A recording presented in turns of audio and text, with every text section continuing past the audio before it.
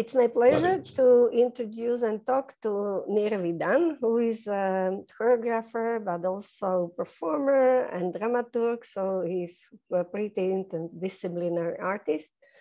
And yeah, he will present for the first time at our festival his solo, which calls Assembly Instructions. But maybe before we start to go more concrete to the solo, I really like the quote you wrote to the program about your ground for your choreographic work, which is saying something like that important for you is articulation of subjective body presence and the way its singular identity is unfolding through the time in a performative state. So maybe it sounds a little bit complicated, but maybe not. And so maybe just tell us at the beginning, like what is the root for your choreographic work? Because I find it kind of special. So, and I understood that performative space and also timing is very important. And of course, body is subject and object of the choreography at the same time. That's for me. Okay, it's an interesting question. I think I can maybe explain a bit what I meant in this quote. I would say that when I was doing some writings and processing work at a certain phase in my development in the last years, I tried to formulate what is the common work between my different positions and different projects, because in the last 8 years since I graduated my studies for choreography in Berlin, I was working as a performer mostly and also as dramaturg with various choreographers in very different styles. Some linked more to absurd theater, more of a kind of a character, a physical character figure, some much more abstract on the border of visual art, like with Laurent Goldring. And for me, I felt there is something in common between all my experiences, even if the outcome is rather different. And when I try to observe what is my skill between the different aesthetics, I found this this quality of how am I formulating something very subjective, honest, intuitive, that unfolds with time as some kind of a presence, as some kind of a movement quality that can be very dancey or can be more a behavioral movement. But this is, and I think about it more as a methodology of a self-research or dramaturgy of how do I construct my presence, how do I understand what to do with the input or the request of the choreographer. And it was important for me to understand this when I transitioned to do my own work, because I felt that there is something in me from the different experiences as a performer that wants to frame what do I do and how do I build it. But I felt that I have very different influences, and when I try to put them together and to observe maybe my thinking process, which repeats itself in every project and every encounter and every friction with different material, I articulated this approach maybe to how to perform. What do I perform? Right. And assembly instructions, like it's really a title, which is for the solo kind of interesting. So maybe how this title came out. Okay. Assembly instructions. It's from this all IKEA catalogs, how to build the furniture. Okay. Or how to do something. I would say the idea was to, or the departure point for this process was research about the concept of body without organs, something that is actually deconstructing the subject or deconstructing the dance movements of the body and creating something new. This is influenced from the concept of the les and guatteri of the body without organs in some philosophical and also familiar dance works like Self-Unfinished of Xavier Leroy, which is a very important reference and influence. And in my process, I try to deconstruct many things, and by nature of things, I was all the time constructing new figures, new bodies, new presence. But I tried not to fulfill any of it, or not to commit to any structure, and to stay with the mode of constructing every time something new.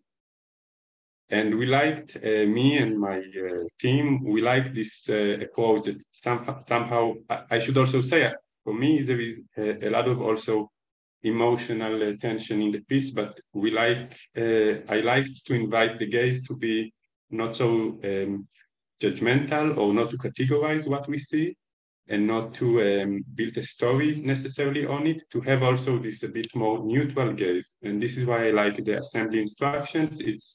It's like a certain score, and the score activates the body, which is a very living and emotional and vulnerable material, but also to look at it in a bit of a distance, in a bit of a maybe smile or playfulness, and to look at this body and in any body at the dance as some kind of something that we built and we play, and maybe we can build it later differently. Yeah, it's really not easy, like, to find the tiny border between, like, as you said, something like intimacy, but at the same time it can be for some people obscene or erotic or absurd. But it's really important, like, we should be able to look at it from a little bit of distance and find the way how not to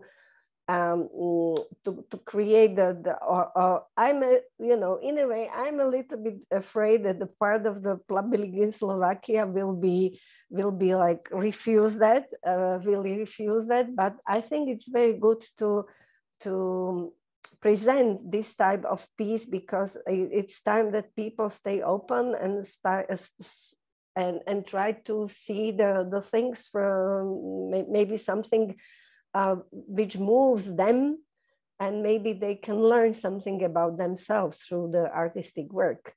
So I hope it will be like that.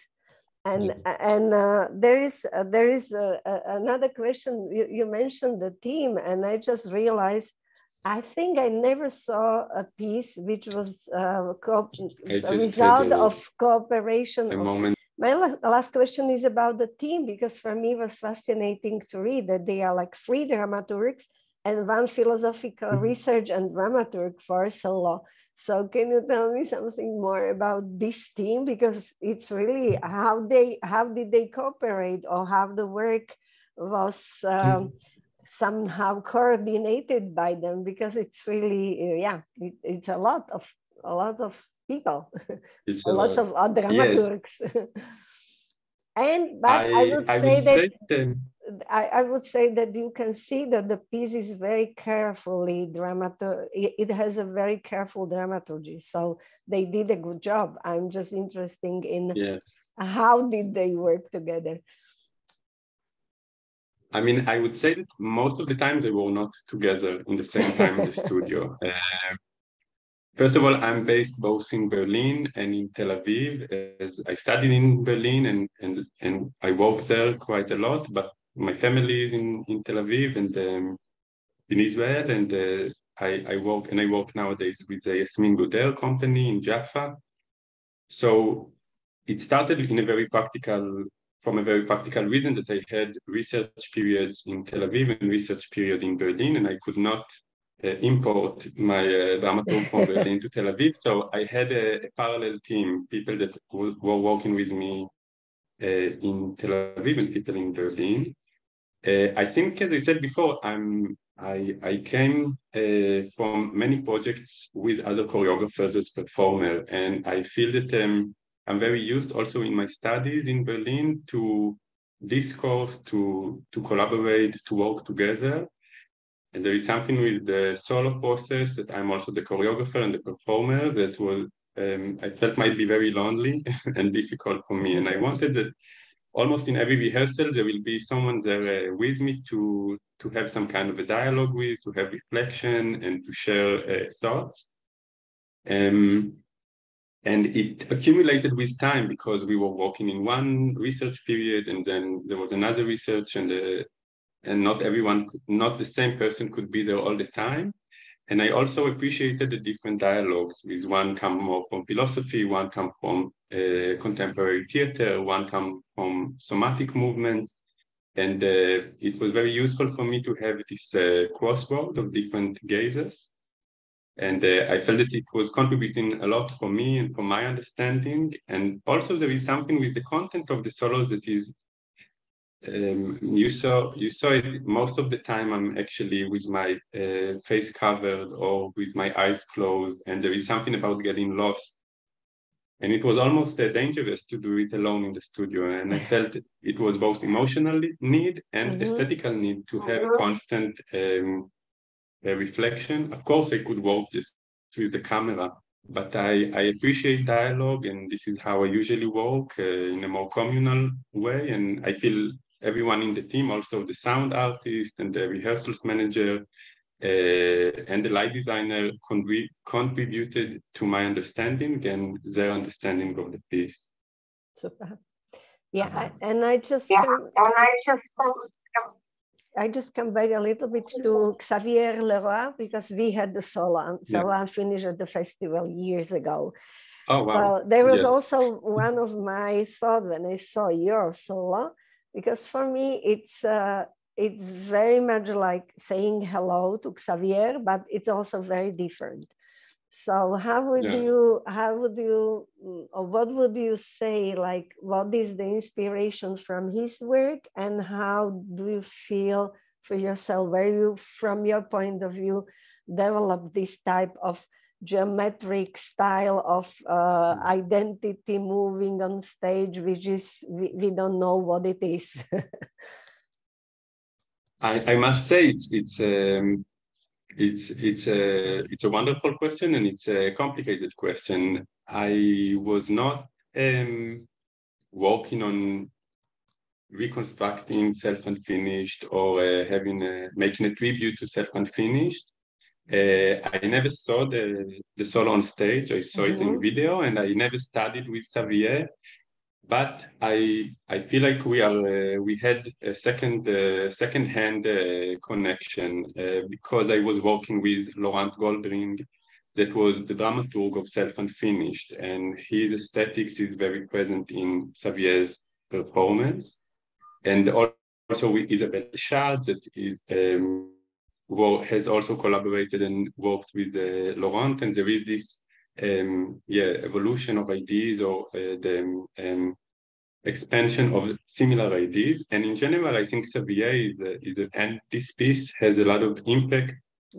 Also in the scene in Berlin. Xavier is living in Berlin, and there is a lot of exchange. I feel as if I got the input not directly from him, but I received it in my body and in my concept and tools of research. And already in a very early phase, when I was working in the studio, also, funny enough, I think that I have a little bit of a similar body to Xavier, like we are both quite long and thin. And so it was half of a coincidence and half of like influences of a certain scene that already at a very early phase, I received this feedback, this reminds Xavier of was work.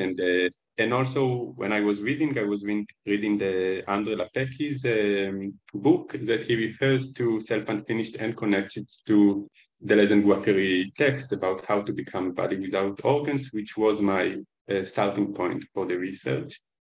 So there are many connections. I had a big dilemma if I should mention it in the program, but I must say that I like it a lot that in the review it is mentioned, and I totally stand behind it. It is not a tribute to this piece, and I never know if I frame my performance through mentioning Self-Unfinished it is for sure an inspiration and a very strong reference, but it is not the essence of my research. I think this work resonates very clearly with each other, with the perception of the body and with the aesthetics, the black and white, the play with gender and with figure. I can say that I think Xavier takes it even more to this neutral and abstract quality of the body. He really makes the body as a machine. And I was interested also, I would say, in my first years, in my early 20s, I was doing theater. And even though today I'm much more in contemporary dance, but I have something, there is a certain tension that might be more dramatic or more personal or more sensual or erotic in my work in assembly instruction, that I feel it has a bit of a separation from Xavier, but there is also a very strong formalic and abstract quality that resonates a lot, self and finish. Yes, and I try to take him in consideration when I perform it, but to do it also my own work. Yeah, great. I think it will be very nice input to our festival program, and you also are the visual of our festival this year, so I hope you enjoy how we work with that. And I'm looking forward to be. It's my first time in Bratislava and in Slovakia, and I'm really grateful and looking forward to visit.